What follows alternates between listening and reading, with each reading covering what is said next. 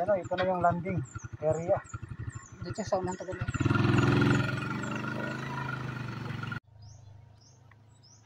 Bawal no? Vlog ba vlog? Shout out kay sir. Uy, shout out. Oh, ani uy. So shout out dyan sa mga workers no. So dito tayo sa may landing. Kasi bawal ba?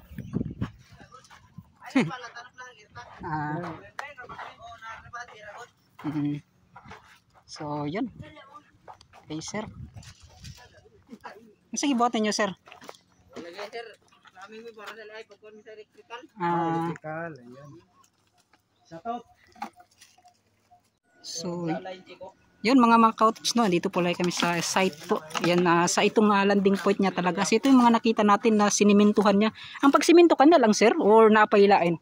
Para lang bang area nga temporary na mawala dahil na siya? So dili ano siya masimintuhan? Gikan man dito ang kuan paana dito. Kanino? Tulay. So kani dili na. So mo na ni ang butangan og poste diri dapit. So temporary lang pa day na no. Para na naibadalan sila. So sir, salamat kay sir sa inyo. PUBD. Yan, daghang kay sir. Yan, shout out. Engineering services. Yan, daghang kayong salamat. Sir, daghang salamat ha. Basi ma-disturbo na mo ba? Yan. Yan. So makita pod mo sa kuan sa inyong pamilya. Daghang kay salamat sir. Yan. Murag. Yan no. So yung mga cottage na dito banda. So ito yung mga nakikita natin dati sa ating mga pag-update. Yan. So kasama si Sir Welpy. Yan.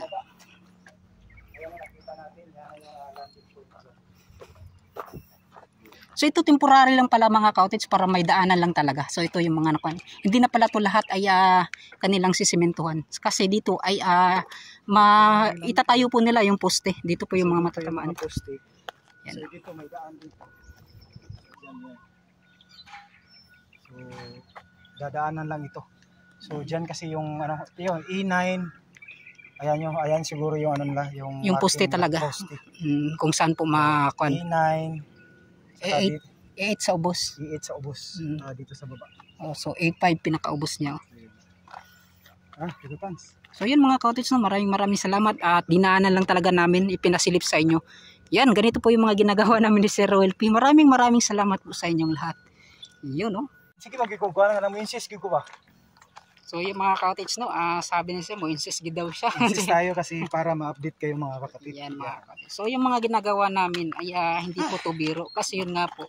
Di kainit talaga dito yung sa Samal. Yung mga hindi pa namin nakuan kasi na-update or napuntahan. Ginagawa talaga namin ng paraan para mas makita ninyo. So para hindi po ninyo masabi na paulit-ulit na lang yung pinupuntahan, ina-update namin. So sa ngayon nasa gitna talaga at pinaka dulo sa may dagat na talaga yung naipakita namin. So next time alam na natin kung pag nag-uumpisa na full blast talaga, alam na natin kung saan tayo makapag-vlog ng maayos. Yun no. So yung mga cottage, maraming salamat. So syempre kasama si Sir Welpy at itong kanyang napakalaking tulong, itong kanyang motor. Talaga grabe. So dati kasi talaga mga cottage, nagko-commute lang kami. So kaya napagpasyahan din namin nga magdala na lang ng motor para mas hindi na yung naglalakad ka na lang. Yan no. So mga cottage, maraming salamat sir. Shoutout din sa Shoutouts mga cottage. Salamat. Yo. Naka-record. Yun mga cottage. Tayo sa point. Yung sa taas talaga niya sa bed.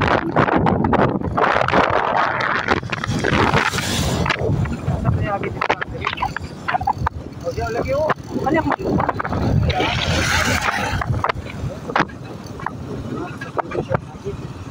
Kami. Nakita na. Nakita na yung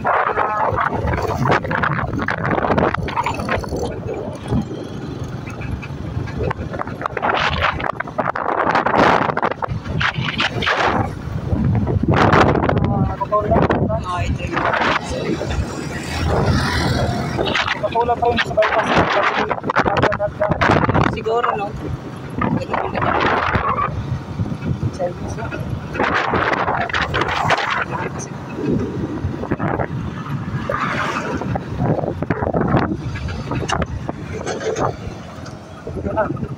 Ito na. So Diyan tayo kanina sa baba. Yan mga cottage, no? Yung sa baba. So ganito na pala yung itsura, no? Ito na. Park muna tayo dito. Kasi nakapunta na tayo sa baba kanina.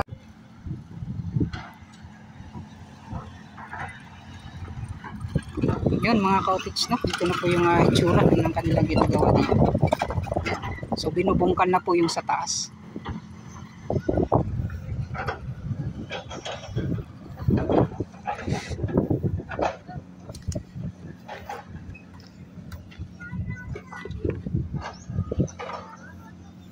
Yan.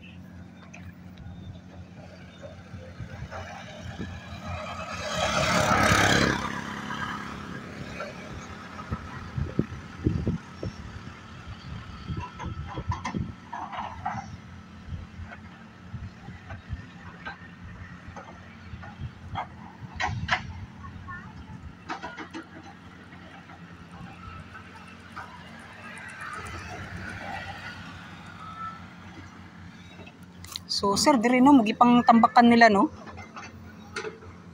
So dito banda mga cottage na tinambakan po nila ng lupa. Siguro ay gagamitan nila. Gagamitin nila itong bandang dito sa gilid na niya. Kaya po ay tinambakan po ng lupa dito. Yan oh, may mga nakalagay na mga PC. Shoutout dahil sa mga gwapa dira oh.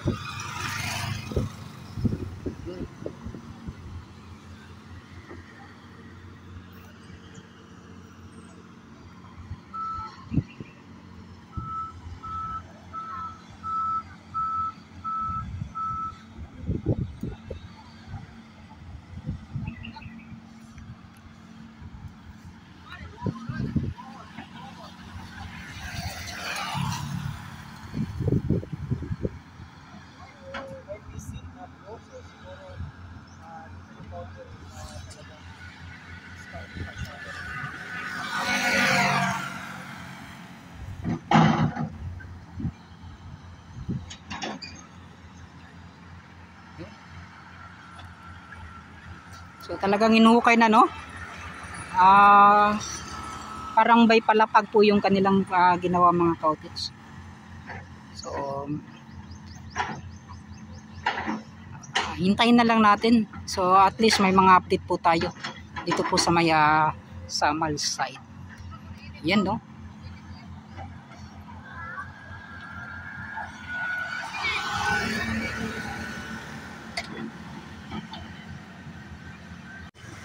So yun nga po mga cottage, at dito banda ay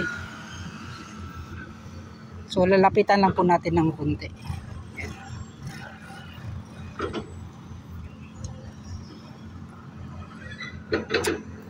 Yun, no? Itong mga kanilang ginagawa dito na pagtambak na rin.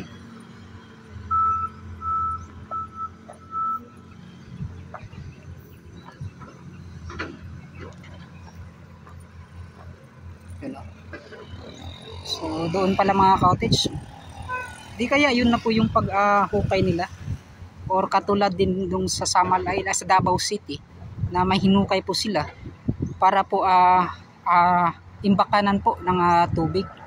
Yan, no? So kitang kita po dito mga cottage. Yun, dito na po yung update natin. So mas kompleto po yung mga in-update namin mga cottage, no? So yan mga cottage, no? Dito naman banda,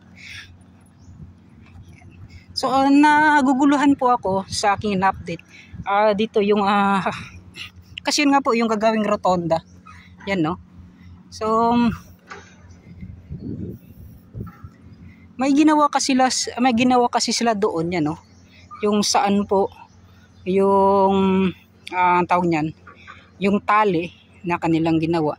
So yun po yung basihan siguro nila kung saan po nila itambak po yung tawag niyan, yung mga lupa dito. So di ko alam kung yung kuan ba nila, yung gagawin nilang rotonda sa taas ba mismo or dito lang sa itong sa daanan talaga. At yun, so sa tingin ko mga ka-cottage, hindi po nila gagawin yung rotonda doon sa taas. Kasi yun nga po, parang mas pinantay yata nila dito sa itong kalsada. Yun no, kasi pinagkukuha po nila yung mataas na lupa dati dyan. So yun po yung nakikita natin kasi yung tali na yan. So parang pakuan kasi dyan, paliko siya mga ka-cottage, no? So dito parang paliit po siya ng espasyo. At sa tingin ko magiging 4 lanes to dito banda. Yan. Or dito banda ay magro-road widening. Yan no. Pero hindi na po doon sa unahan. So yun mga ka-cottage, curious lang ako kung paano nila gagawin yung rotonda kasi. Yan no. So sa pagkakaalam ko, sa pagkakita ko sa kanilang design ay doon sa taas gagawin yung rotondo. Parang sa tingin ko hindi po mga ka-cottage. Kinokorek ko lang po yung mga nakikita ko dito. Yun no. So yun mga ka-cottage no, balikan natin dito. Yan. So dito talaga ako parang nakuan. So ito pala, yan. Yan. So ito ilalagay ko dito yung itsura po diyan ng disenyo. Yan no. Kaya pala dito yan pakipot po yan siya, parang lumiko na po yung kanyang tali na kanilang ginawa. Yan para dito. So akala ko talaga yung rotonda dati ay diyan gagawin sa taas yung bundok na yun. Tapos dito may underpass. Ano? Parang hindi ko lang talaga makuan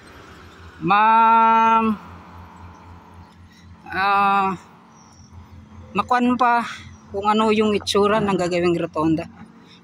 So sa akin parang sa nakita ko ngayon, yung rotonda po ay dito mismo sa gitna po ng gagawing itong sa daanan na to, dyan banda. So dito yung kanyang abutment na no, sa gagawing tulay. Yan. So tatambakan nila kung meron mga kuan yang sa dulo ng tulay, tambakan yan ng lupa. Yan. Tapos dito. So yun, soon na lang mga ka-cottage no, ano yung mga kuan natin.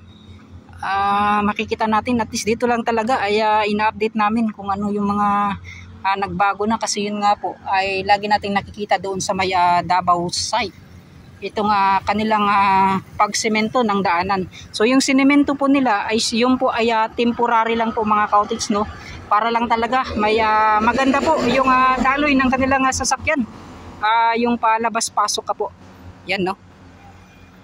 So ito na po yung update natin mga ka-cottage at maraming salamat kay Sir Rowel P. At least kami po ay nagkuhan na naman ngayon na nakapunta dito. Yun, maraming salamat kay Sir Rowel P. So mga ka-cottage, pasilip ko lang muli. Ano? So dyan banda, may mga ina-assemble na pala sila. So yung pag-assemble po nila ng crane. Yan o. So yes, di natin alam, baka daw bukas magsimula na po daw sila mga ka-cottage no. Yan. So may mga hinukay na nga sila doon mga banda mga ka-cottage so. Yan no.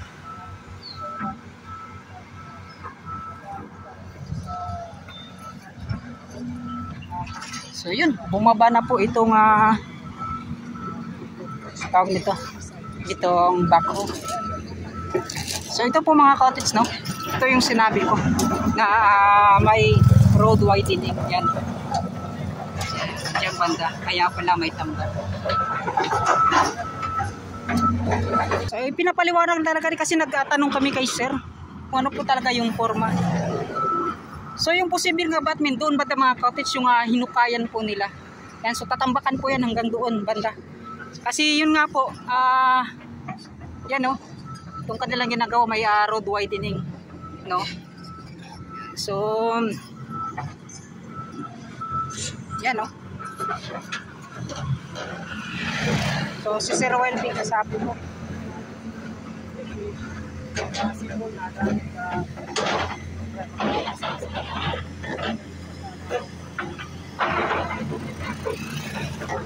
So dito banda mga kautis no, yung posibleng gagawan nila ng poste.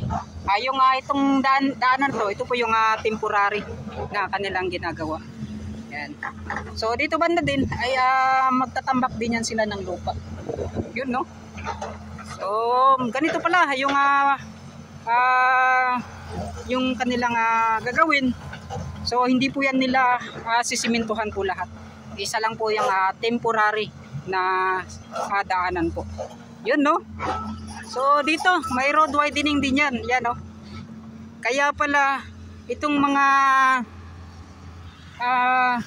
dito banda, mga punong kahoy ay pinagkukuha nila kasi yun nga po may road widening para po yung itsura po ng gagawing rotonda ay maganda po mga kautis no. Hindi po yung parang ganito lang kaliit. So ganun yung plano po sa ginagawang SIDC Bridge. So mga kautis, maraming salamat. So sana po ay naliwanagan kayo. Nakuha po ninyo kung paano po namin pinaliwanag itong paggawa po ng SIDC Bridge dito po sa may Samal Island site. Yun no. At ito mga kautis, ipapatag po yan nila, ipapantay nila dito sa lupa, sa daanan talaga. Yan. So itong mga lupa na nandito ay ilalagay po yan nila doon sa baba. Yan no. So ganun pala. Kasi wala pong paglalagyan yan yung lupa nila mga kautis eh. So yung kanilang ginawa ay itatambak po nila para po sa gagawing yan no, pagpantay po. Dahil yung abutment po niya ay doon po pala sa baba nitong daanan na kanilang ginawa. Yun no, akala ko kasi yung abutment talaga ay dito banda, isasagad po nila dito sa daanan. So hindi po ganun mga kautis no. At inaipaliwanag din yan ni Sir yung backhoe operator kanina. Yun, maraming salamat. So at least nakapunta tayo muli dito kasama si Sir Welby. Yun no. At siguro magpapaalam dito na akong papaalam mga kautis sa ating pag-update sa ginagawang SIDC Bridge. Yun. So naipasilip na namin sa fabrication, naipakita na din namin mga kautis. At dito naman sa landing point na talaga kung saan po matatamaan itong ginagawang tulay dito sa may Samal area. Yan. So sa first part po ay nandun po kami sa may Davao City. So at least talagang ang tawag niyan, pina-full package na namin sa isang araw. Pinuntahan talaga namin yung dalawang area na to. Para hindi po masyadong yung tawag niya mga kautis, para masubaybayan nyo talaga yung mga ina-update namin. Yun no. Maraming salamat. So sa supporters natin, sa viewers, sa subscribers, maraming salamat. So kay Sir OLP, maraming salamat. Yan, at nagsama naman kami ngayong araw. Nag-collab dito sa ginagawang SIDC Bridge. Yun, sa mga supporters natin, yan, maraming salamat sa inyo. Sa FWs pala. Yan, shout out.